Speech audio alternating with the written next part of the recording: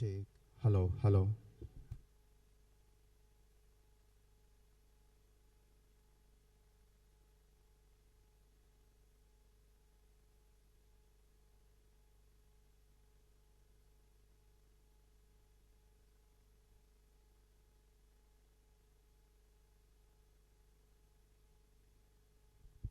Check. Hello, hello.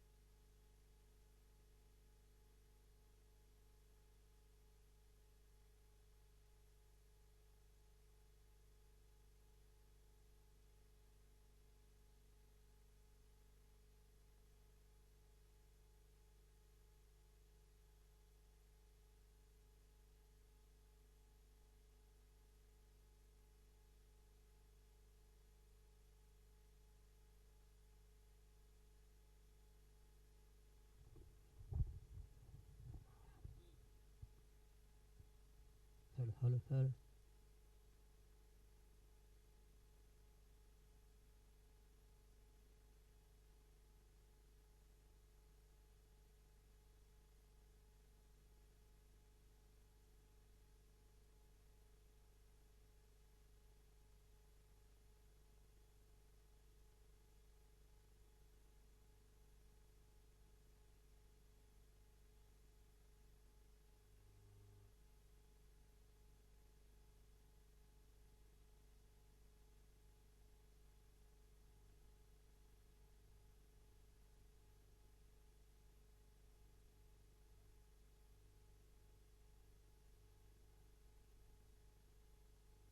Hello, testing. Hello, testing. Hello, hello, testing. Hello. Hello, testing, hello, hello.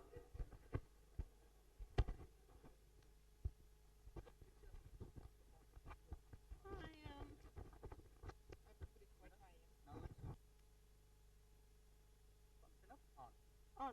Last on. Last one.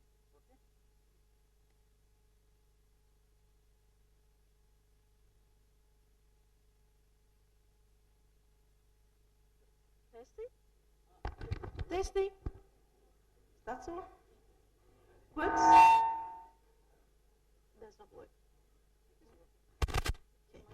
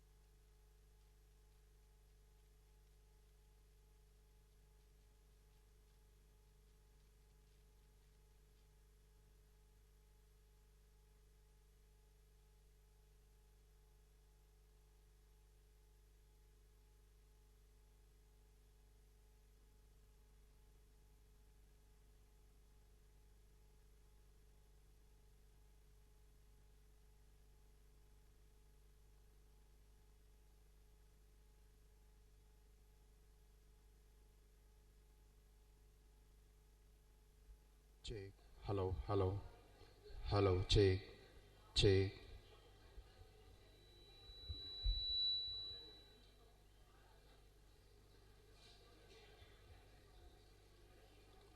Check. Hello, hello. Hello, check.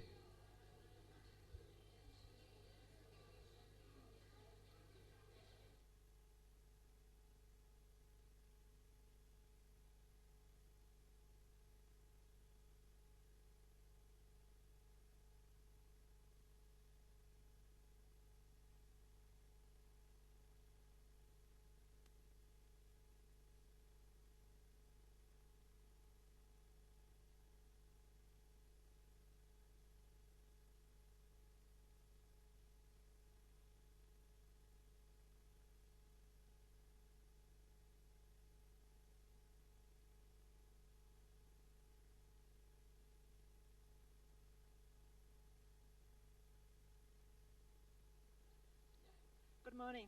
Good morning, everyone. As you see, there are a lot of arrangements ready for today. We have a very full program, and I want to tell a few things. There will be someone who is going around during the lunch and dinner with a purple bowl, and requesting some donations. Those donations are for the renovation of Adyar, renovation project for Adyar buildings. And the amount of those donations will be announced to you tomorrow. And then questions and answers, I have received one question. So, written questions during today, by lunch would be best to have them. So, and then these daily bulletins are sold in inquiry office. Every day you can have a very new and fresh bulletin from the lectures or talks of the previous day, and it is really fresh because it comes from the Vasanta press each morning. So it is really new. And then today's programs. After these 2 short talks, we will have a children's choir concert, Global Rhythms. 300 children will enter this place, so it will be a very, very nice experience, I am sure, for them and for us. We hear a bit about it then. And then in the afternoon, at 3 p.m., questions and answers, and 5 p.m. again, public lecture. I mean, not again, but each evening we have public lecture at 5 p.m., and this evening it is our president's. And the last program is 7:30, the violin concert. Additional programs today is at 1:30 p.m. At Olcott Education Society, Olcott School. They will have a meeting, event where the children at the school will present their programs, their singing maybe, their dancing, and some other programs. And Mrs. Nancy Seacrest, the International Secretary of the Theosophical Order of Service, will be the guest at that event. And there will be buses who bring you to the Olcott School.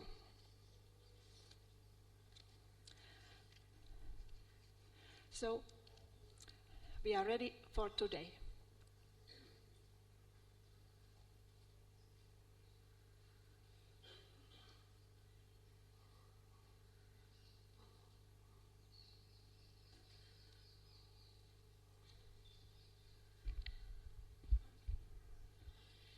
Please all rise.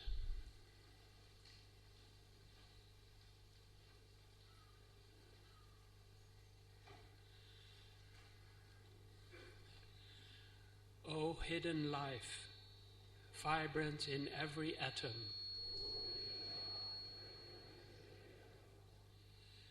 O hidden light, shining in every creature, O hidden love, embracing all in oneness. May each who feels himself as one with thee be therefore one with every other.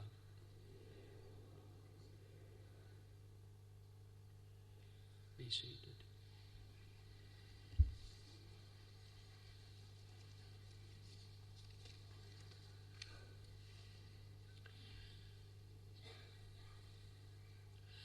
Respected President, dear brothers and sisters present here at Adyar Theatre and all around the world receiving the program through the internet. Welcome to the 5th day of our 141st International Convention. I am pleased to announce 2 esteemed speakers of our society, Mrs. Tran-Thi-Kim-Dieu and Mr. Pedro Oliveira.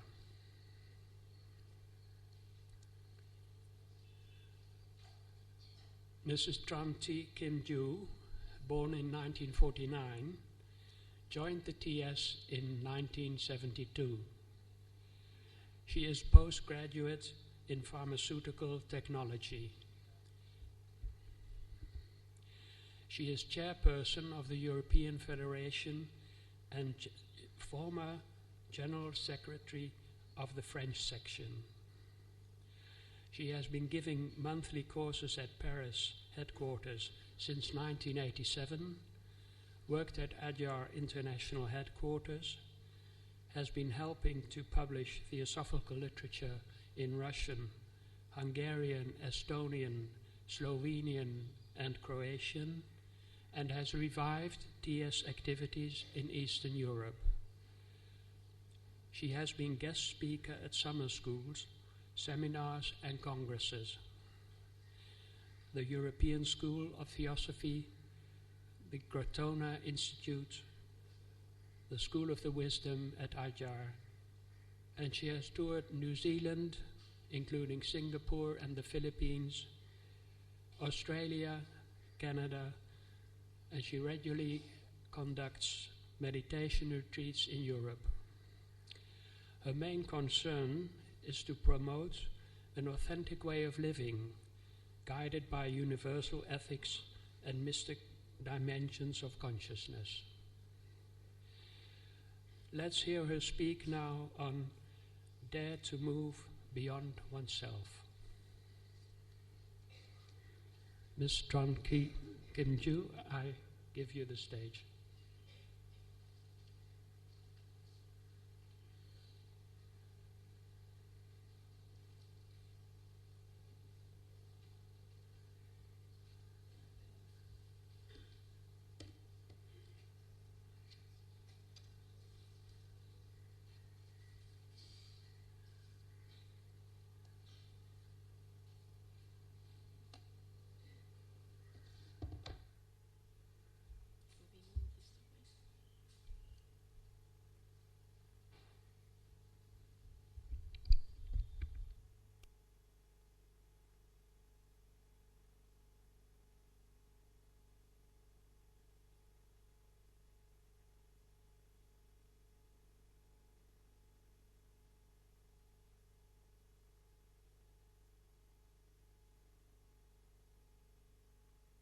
Hello, everyone can hear me? Even at the bottom of the hall?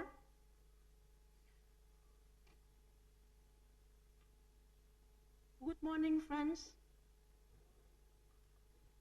Good morning, friends over the world who might be watching now. First of all, I would like to say that I will disappoint you because all the instruments of music, they are not meant for us to sing.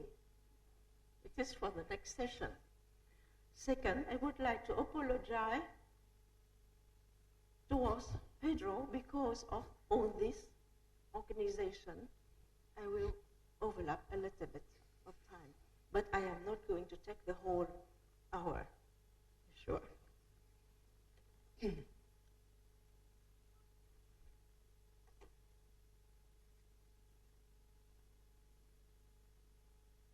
Okay, I'm going to address you as learned audience because it is undeniable that you are all learned. More than that, you make use of your learning. This is why my sharing of today is to dare to move beyond oneself. This is the theme of my sharing.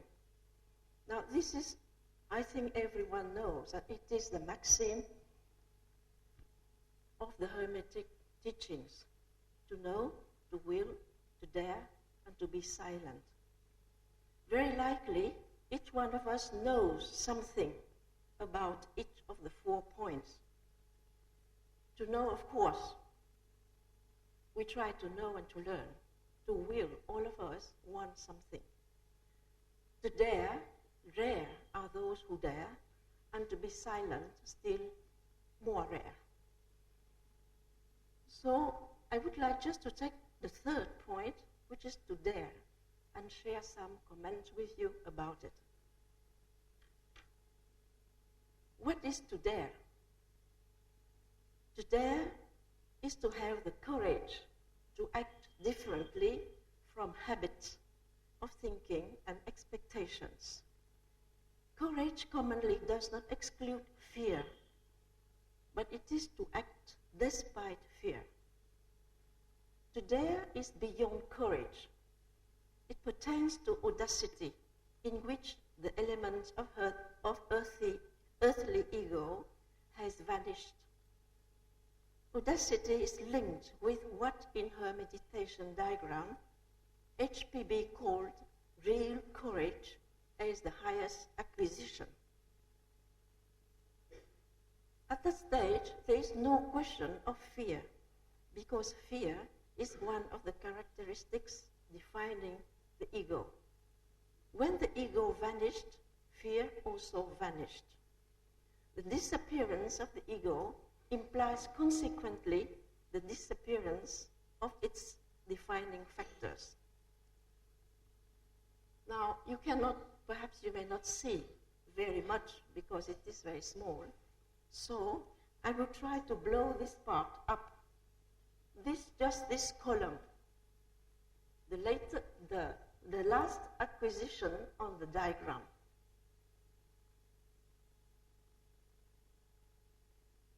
What is the ego and what is fear? One asks this question because seeing this acquisition, one can read.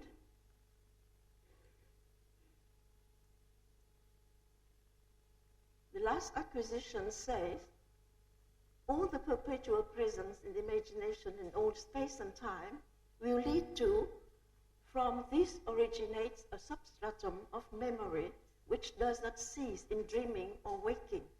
Its manifestation is courage, the real, true, genuine courage.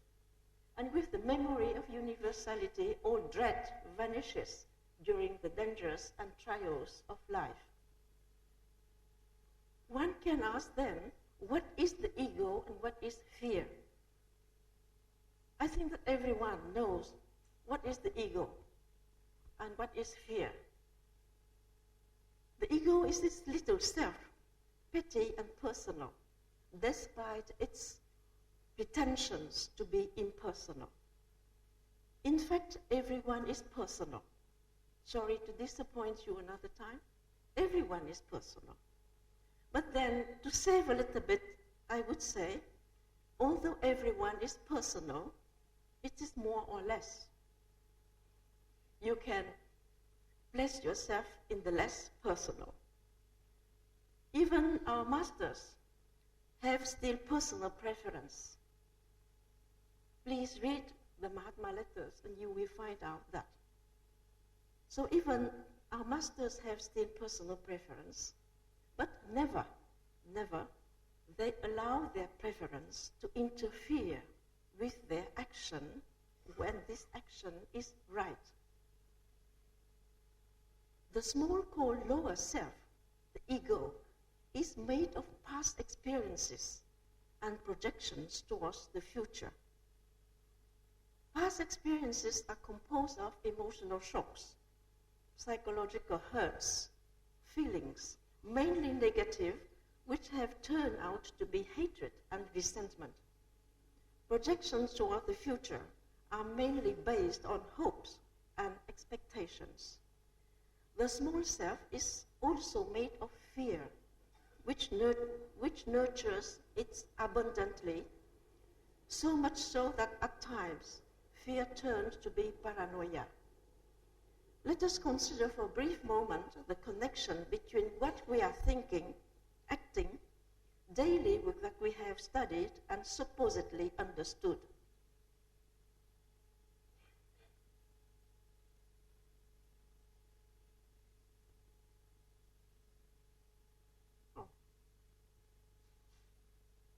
Here, to understand real courage needs a serious exploration into the nature of fear, which takes several forms on different levels of consciousness.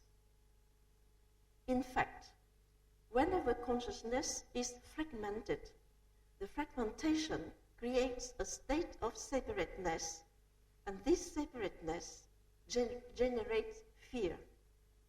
the great fear of disappearing, the fear of death. This corresponds to attachment towards life, the desires to continue to survive. This state is the last of the 5 afflictions called the kleshas, described by Raja Yoga as abhinivesha. But before consciousness comes to this fragmentation, four other afflictions preceded it. Why is one so attached to life? Is it not because life, as it is seen on the rough level, is just a play of attraction and repulsion, raga and dvesha? This pair of forces is the expression of duality inside the sensation field. Interestingly, both attraction and repulsion possess the same spell. It is quite paradoxical, because repulsion sometimes acts quite more strongly than attraction. If we watch well, we can see the truth of it. Consciousness therefore gets bogged down in self-identification, called asmita, and that lets it feel I am, and this certainty of I am indicates the state of ignorance, fundamental ignorance, which is avidya. So you can see all this. First avidya, ignorance, fundamental one, then asmita, the self-identification as I am, the sense of I, raga dvesha, attraction and repulsion, which ruled both the world of sensation, the physical world, and then finally, because of all this, consciousness falls in that abhinivesha, attachment to life, resulting into fear of death. But one thing is for sure, very sure, at every step of bondage, at the present time, due to the evolution of consciousness, the self can be conscious of its state if there is not voluntary covering up. One thing is for sure, at this very step of bondage, at the present time, due to evolution of consciousness, the self can be conscious of its state if there is not voluntary covering up.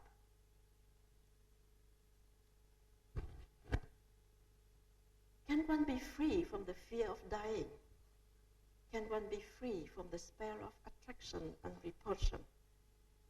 Can one be free and be aware whenever one identifies oneself with whatsoever? And finally, on the first and deepest level of consciousness, can it return to its pristine state, pure, undivided, unfragmented? And a small question still remains. Can one rid of habits of thinking and expectations? Not so more or less question, because habits of thinking and expectation are in daily life like ready-built grooves for consciousness in movement. I don't find. But before going it, all of us, we have learned and supposedly know so much. Now must come the time of self-realization, because without self-realization, knowledge amounts to nothing. To summarize, all self-identifications fragment consciousness, from the first to the last affliction. Consciousness passes through divided states which are illusionary. One's way of living likely contributes to the making of one's own illusion. The making of one's own illusion is the kind of making a movie in our own psyche. There is a very well-known story We can have many versions, but I found this simplified version speaks more to us. It says that there is a disciple serving the immortals on some sacred mountains. And this disciple was meant to bring water for the tea of the immortals. So he was sent. And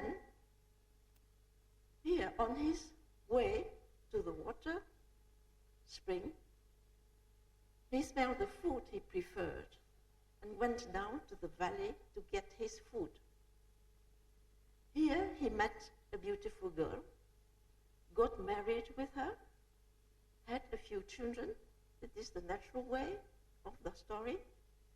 Then the floods came and washed away his house, his family, wife and kids. After this painful experience of life in the valley, he returned to the mountains, and on his way, he heard the immortals calling his name and claiming for water. You took such a long time to bring just a bucket of water. The man realized that he had been dreaming. Or not. It is up to you to decide and decide the version. But another version will act the same. Meaning that we can live in a state of dreaming all our life. And we can ask at some still moment, is there a way of living which leads one out of the vicious circle of illusion making?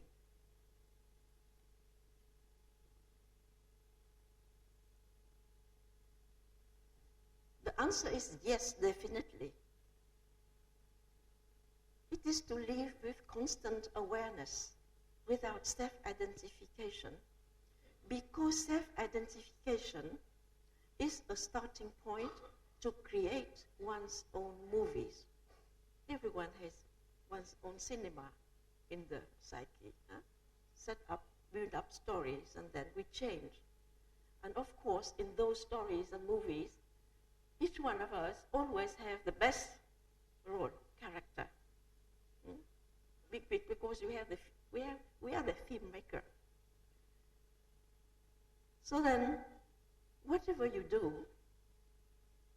it wholeheartedly. In that way, there is no room for the ego, the me, to survive. And if one does not dare to do this, one ought to know why. Now coming to comment on this question, why, I'm going to share something very exciting for you. I think perhaps part of the audience, despite the learning level, you will find excited with this. KALI-YUGA. KALI-YUGA is the end of a cycle of time, and it is the time of daring. KALI-YUGA is the last of the cycle. We will find the Golden Age, the Silver Age, the Bronze Age, and here we are in the Iron Age. Many, many things have been written, commented about it. Mention is often made about KALI-YUGA most of the time, the last part of the cycle, where everything is said to be more difficult compared with the previous ages. Is it true? There is a simple explanation given by a talented author, Hugh Sherman, awarded with the Subarao Medal in the 90s. He gave an example, simple and yet clarifying. Let's imagine that you have a project, say to build the gate of your house. I say the gate, but we can replace there, Miril, other things. So let's imagine that we have a project, say to build a gate of the house.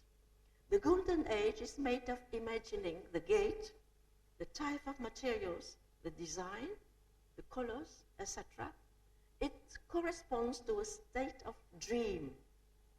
We are dreaming pleasantly of our project. Then comes the Silver Age, where effectively we have to design the shape of the gate and decide improvements, etc., etc. Comes now the Bronze Age, where you must estimate the cost before ordering materials. You can guess that it is already less pleasant.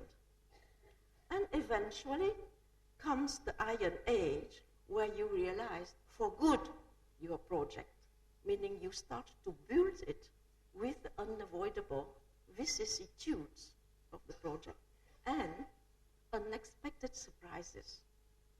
And unexpected surprises is not a pleonasm.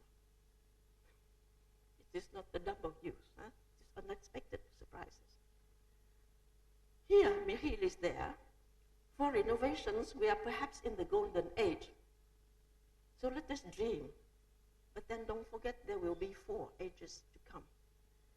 So, despite all the obstacles, the unexpected aspects, and the trials of the Iron Age, Kali-Yuga is the age of challenges and realization. Because if there is no challenge, there is no realization. This is why I call the Kali-Yuga the age of daring. All of us, we have learned and supposedly know so much.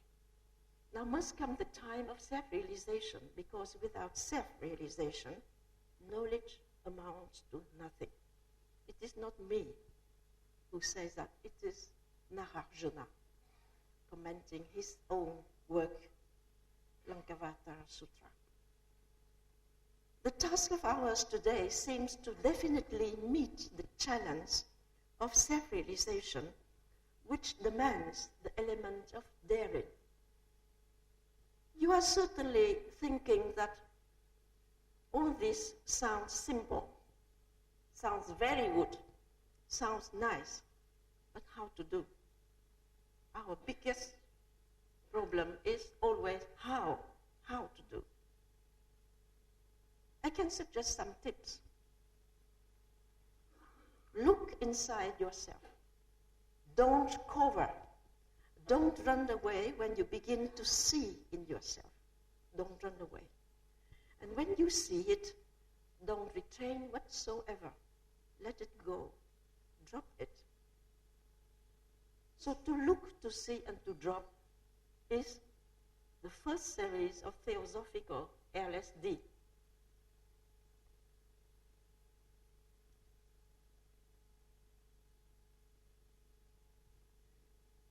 After that, please do not make publicity that Kim-Dieu is advocating LSD. It is Theosophical LSD. To look, to see,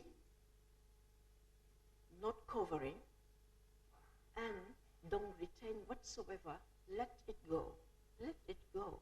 Whether it is pleasant or unpleasant, it does not matter much. It doesn't make any difference, because it will go, it will pass. When one practices Theosophical LSD, number 1, for some time, one will discover that what the Buddha said is really true. He said, I have seen how the house has been built. Now on, I will not let it be built again. I'm not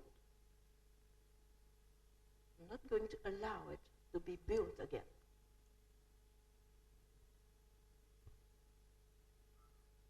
Indeed, the ego is constantly maintained by one's reaction and behavior. When one has discovered the truthfulness of the Buddha's experience, one naturally will use the Theosophical LSD number 2, which is to love, to serve, and to die. This is state, there's no question of being in fear of dying or losing or whatsoever. Because to love, to serve, is already to die. Otherwise, there's no use, no reason to love and to serve. Not necessarily dying physically, but dying to oneself, or better, dropping the self altogether with its knowledges and certainties, as candles in the sun. Then something may happen, perhaps. One can discover that the light, which is said to be divine, is not the light in the common sense of the term. The light of all light is not a motionless state opposite to darkness, but a dynamic, constant movement with a tremendous energy and power. It is an everlasting effulgence. What is effulgence? What is effulgence? Look well. I can repeat it if you cannot look. Here, the match. Look well, the match here. It is 1,000 of a second, and it is effulgence. I do it again, for those who have not. Have you seen? It is like that, and then it is finished. This is effulgence.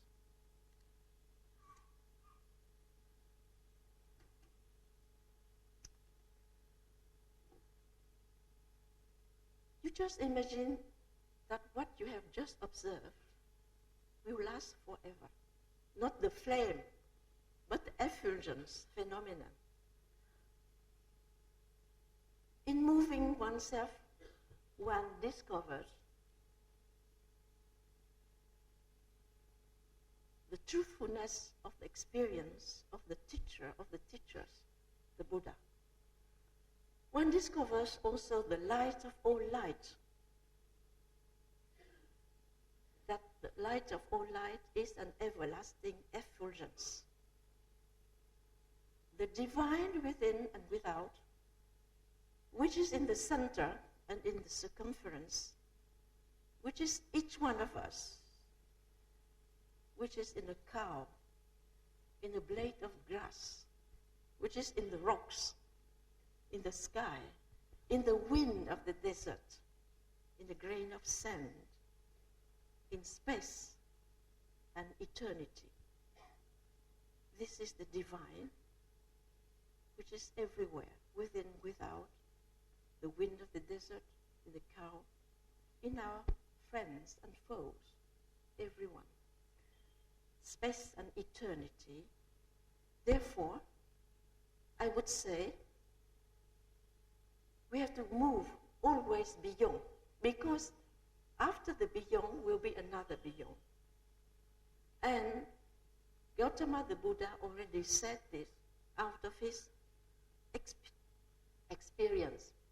He said, mystery will be open to you, but curtain after curtain, you will find another curtain. And this is, it means that we have to move always beyond.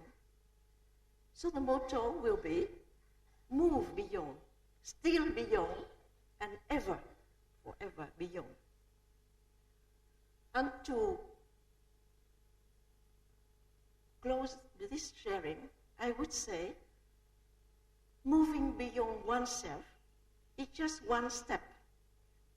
More steps will come, but the first step will be the last, and the last will be the first, because moving beyond oneself is to move towards infinity. And you are that. We are that. Thank you.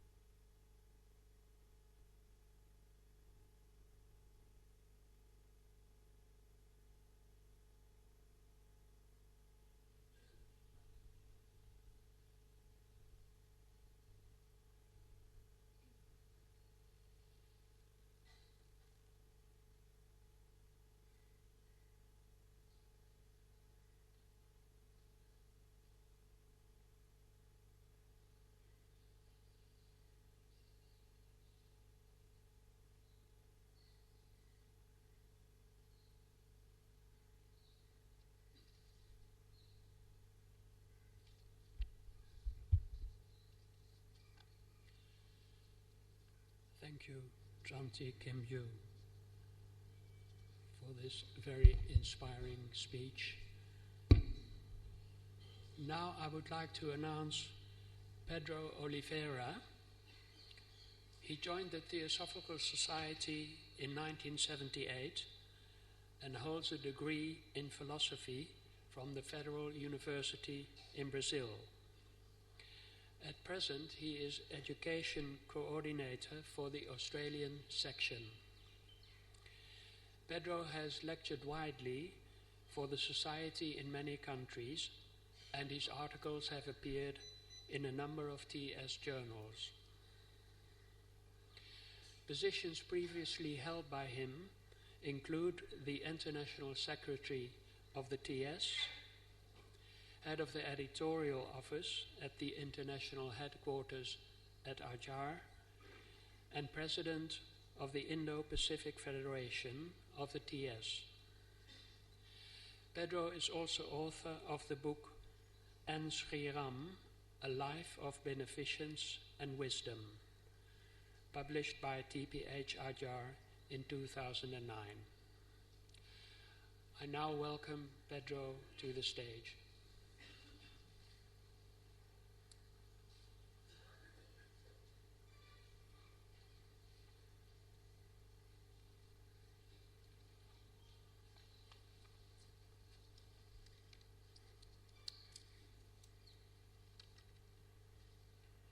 Mr. President,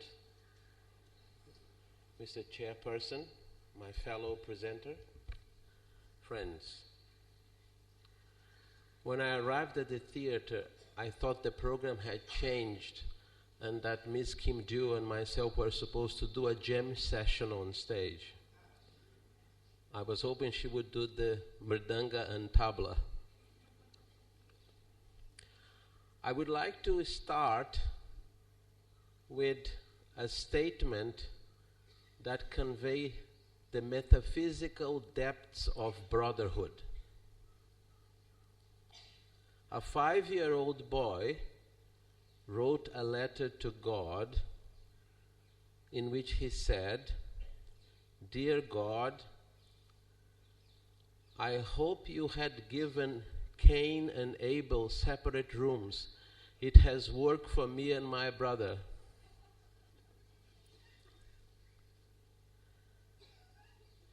I would like to begin really with a question.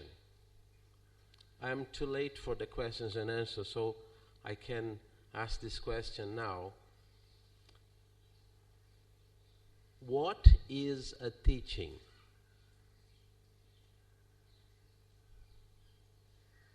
Just think about it for a few minutes. What is a teaching? Of course, there is the formal meaning of the word, that means to impart information to someone, like a teacher in the classroom does to students. There is another more rigorous meaning, and that is applied to science, for example. Science is very rigorous in its research, investigation, and teachings. But science has a very important virtue, if I may say so, in that no theory, no scientific theory is given the status of irrefutable truth. Science can only advance because theories can be falsified, can be challenged. And I'm afraid I'll continue the stream of disappointment started by Ms. Kim-Dieu.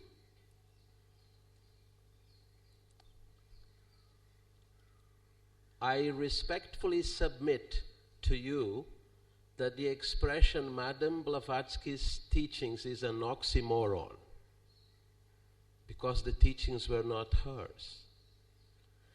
Every time in her writings that she needs to make a statement of profound, timeless truth, she will say, the secret doctrine teaches The esoteric philosophy states, the occult doctrine states. You will not find in her writings, I think, the expression, these are my teachings. And yet, we in the TS have made a habit of this.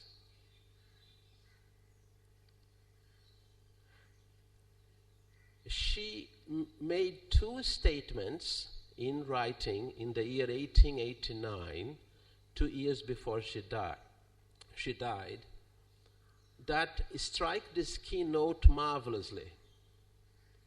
The first one, and I have to tell you that I hope none of you has a heart condition, because it's slightly strong, but it was written by her in an article, The New Cycle, published in Le Revue Theosophique Française, which later became Le Lotus Bleu, the Blue Lotus. Article, The New Cycle, 1889, you can check it out in the collected writings. She says, in its capacity of an abstract body, the Theosophical Society does not teach anything, does not believe anything, does not accept anything.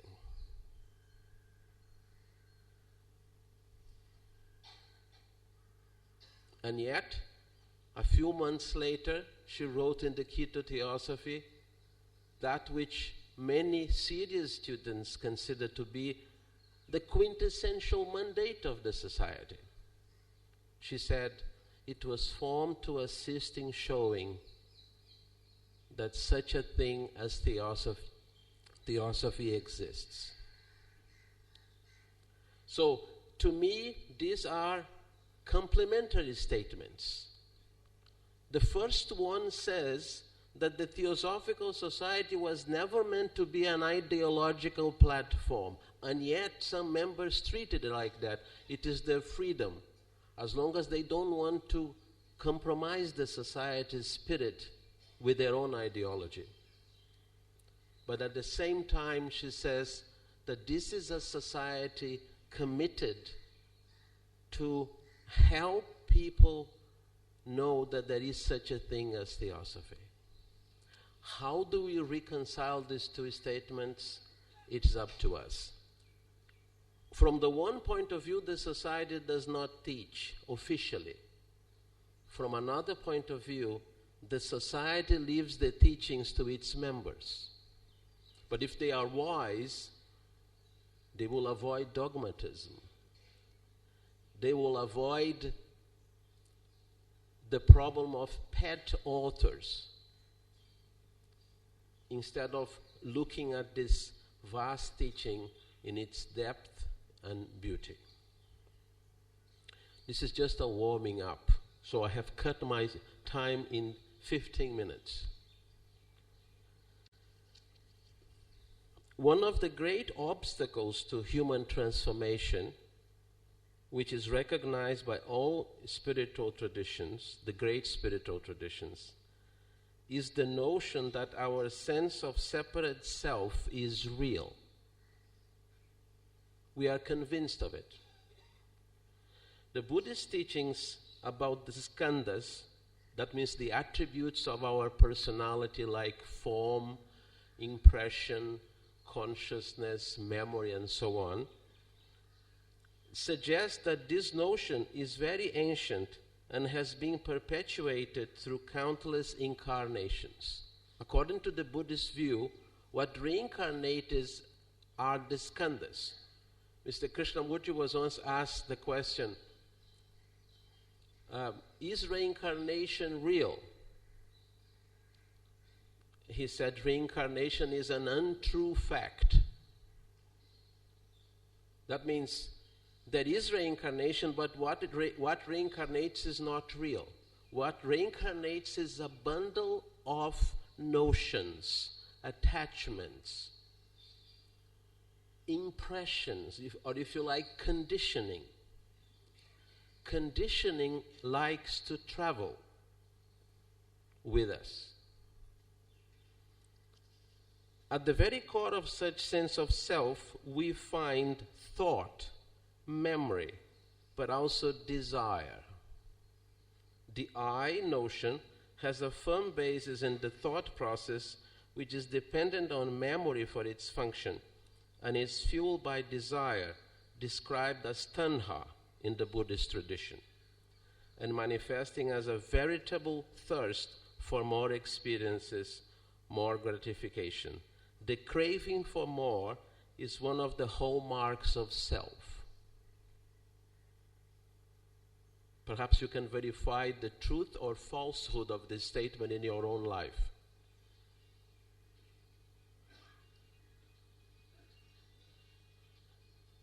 We are very liberal in the TS, and even mobile phones have a voice in this debate. The self is behind all our activities. When we are praised, it manifests as more or less a glorified sense of self-importance. Somebody have called it the peacock effect, which probably is a derogatory expression to peacocks. When we are criticized, it expresses itself as anger or withdrawal. Only the self does that. It's not uncommon for people to feel suspicious of a person whom they have never met before and therefore do not know. But suspicion is another way in which the self exhibits itself. One of the great theologians of the 20th century, Martin Buber, said that one of the most significant acts that we can perform is to put the other right in front of us. Not as we imagine the other, but as the other person is. The tendency to criticize betrays an attitude based on the notion that we know better, that we know exactly how people should conduct themselves or not in life. In other words, we have become specialists on other people. When we become violent, verbally or otherwise, the sense of self is overcome with rage, which is an uncontrolled emotion. And we may say or do things that later on we may come to regret. Is there anybody in this audience who have never experienced anger? I'm waiting. What gives an apparent reality? What is it that gives an apparent reality to the sense of self? A possible answer lies in the meaning of the Sanskrit word ahamkara, the I-making faculty. Antonio Damasio, a well-known neuroscientist, while investigating the nature of the self from the point of view of neuroscience, suggested that one of the deeper layers of the self in us is what he's called the autobiographical self. We tend to dwell on our personal history most of the time, reminiscing about the past, trying to relive certain experiences, finding it hard to let go of hurtful memories, going back in thought to experiences that yielded pleasure and so on. We are constantly remembering ourselves. And in that process, we fail to see others as they are, life as it is, and the deeper aspects of existence. When Mahatma K.H. returned from his retreat, long retreat, what he then wrote to Mr. Sinnett has profound relevance for our subject. He said, "My brother," that's how he addressed Mr. Sinnett, with a capital B, "My brother, I have been on a long journey after supreme knowledge. I took a long time to rest. Then, upon coming back, I had to give all my time to duty and all my thoughts to the great problem. It's all over now. The New Year's festivities are at an end, and I am self once more. But what is self? Only a passing guest. whose concerns are all like a mirage of the great desert. This is what self-centeredness is. Busying ourselves, occupying ourselves with mirages, with unrealities. The passage seems to imply that during the period of his retreat, the Mahatma experienced an order of consciousness much beyond the personal self. And gradually, one hopes, neuroscientists are discovering through experimentation, investigation, and so on, what the ancient Indian tradition of this country call the 4 states of consciousness. Jagat, Swapna, Sushupti, Turiya. Brain consciousness, waking consciousness, dreaming consciousness, dreamless consciousness, and Turiya, which is untranslatable. It's a form of consciousness that the personal mind cannot recognize. But our essential identity is there. Mystics also pointed to the same abiding reality, the essential unreality of the personal self. When the inflation created by the mechanism of self-image ends, the consciousness within is liberated and comes to an awareness of its own essential nature. In Sanskrit, this is called swarupa, the essential nature of something, not the apparent nature. It then experiences freedom as its own intrinsic nature and becomes a citizen of life's sacred oneness. Every expression of such consciousness becomes suffused with goodness.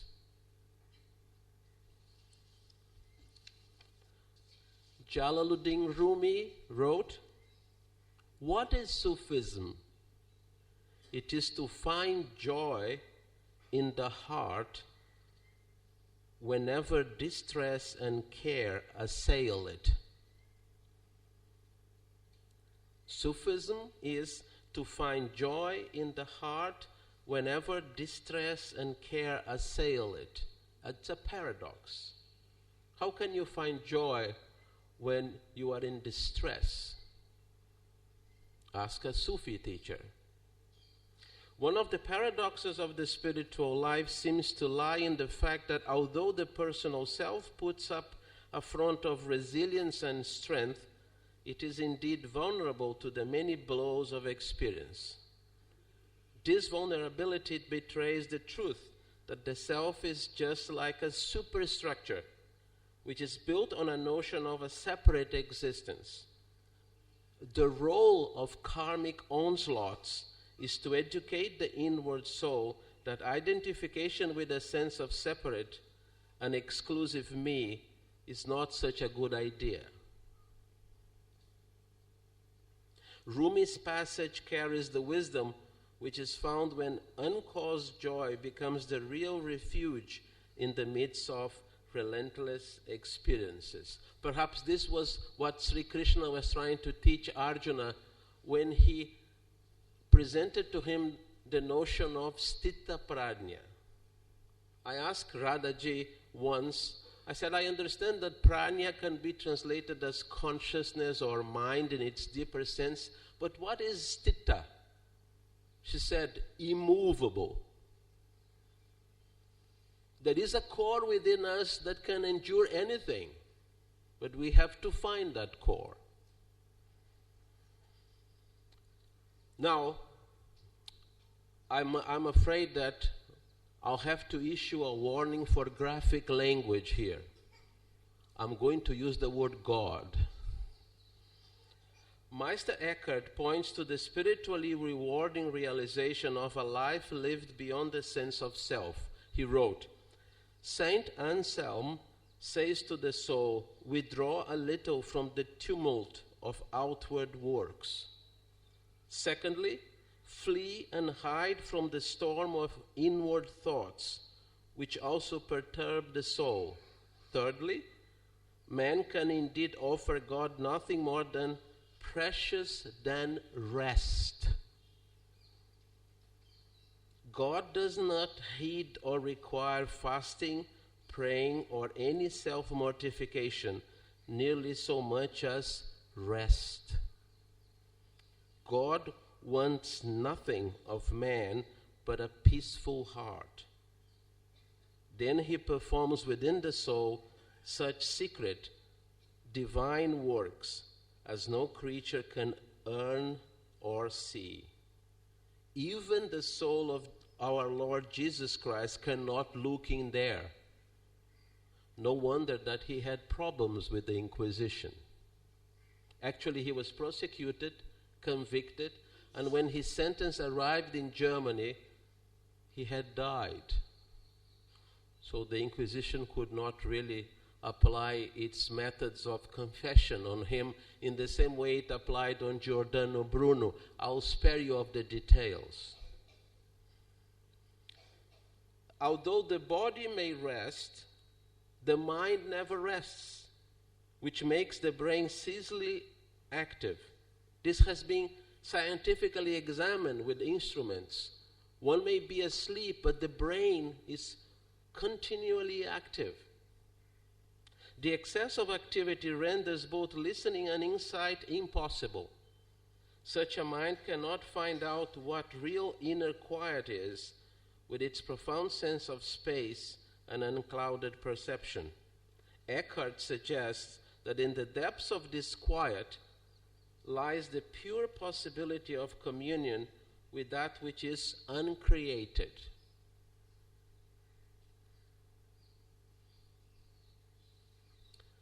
I couldn't avoid listening to Sant Kabir. He also shares his vision of what happens when self-centeredness is left behind. This is a translation of a Kabir's poem by Rabindranath Tagore. Tell me, O swan, your ancient tale. From what land do you come, O swan?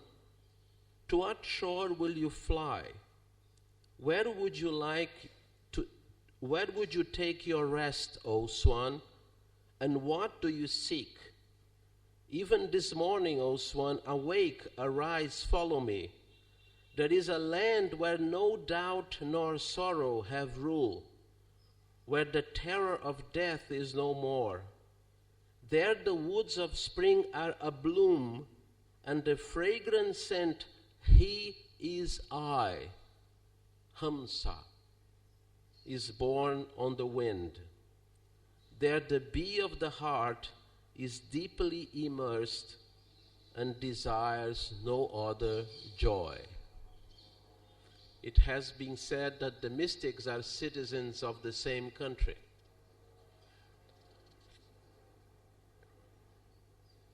But it is Rabindranath Tagore that conveys in the true bhakti language our deepest yearning. This is from his celebrated book Gitanjali. Let only that little be left of me, whereby I may name thee my all. Let only that little be left of my will, whereby I may feel thee on every side, and come to thee in everything, and offer to thee my love every moment. Let only the little be left of me, whereby I may never hide thee. Let only that little of my fetters be left, whereby I am bound with thy will, and thy purpose is carried out in my life, and that is the fetter of thy love. To the cynical mind, these words obviously are probably empty, but he may convey here a very profound experience. An extraordinary aspect of the mystical experience is that it also occurs outside the confines of the religious or spiritual worlds. Arthur Koestler, a British intellectual and author, went to Spain around 1936 to oppose the fascist regime, like many British intellectuals of that time did. He was eventually arrested and put in jail, where many of his colleagues were being shot dead.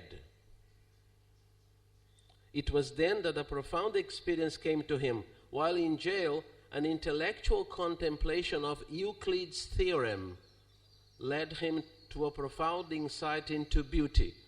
This theorem reveals mathematically the presence of the infinite within the finite. And at its depth, the experience led him to a complete loss of the sense of self and its accompanying feeling of blessedness. He experienced a sense of abiding unity. It may be worth mentioning here that Mr. Koestler was a staunch atheist. Most of us cherish a sense of self-identity and can become rather perturbed if any remark about it tends to either challenge it or criticize it. Sometimes this leads to a feeling of personal hurt that can last for a long time. But in the words of the Mahatma, the self in us is just a passing guest. It is not the true self, which is eternal and in its beneficent intelligence, and whose very fabric is unalloyed bliss. No guest stays forever, not even in Australia.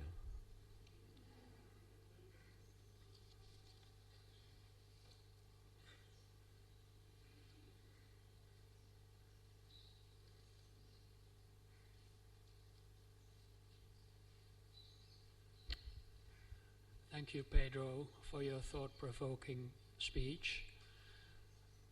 I thank you all for your patience and listening and your silence and attention. And now we would like to clear the stage to make space for a wonderful performance.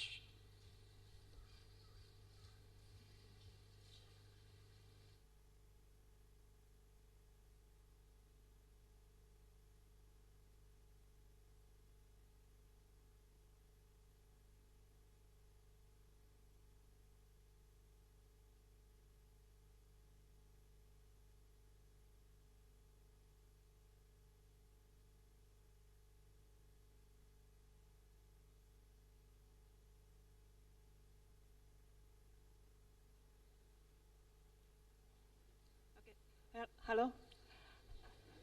I know you know, but be back by 9:30.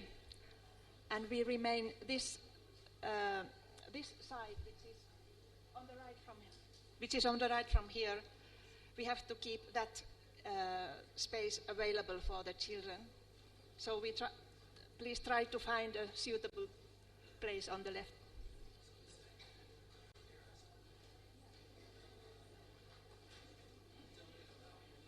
Pardon? Oh.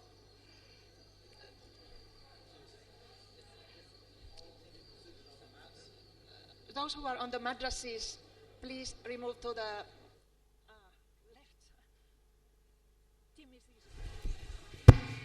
Hello.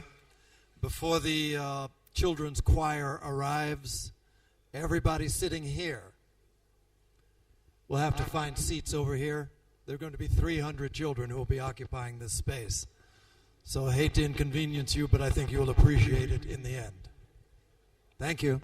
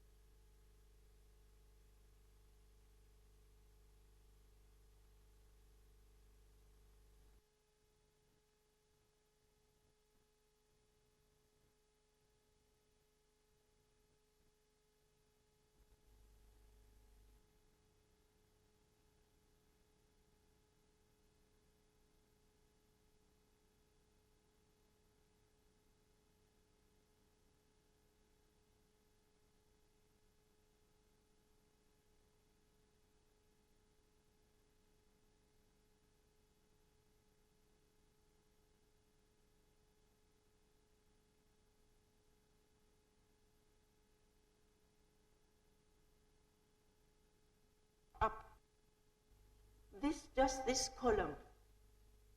The last acquisition on the diagram.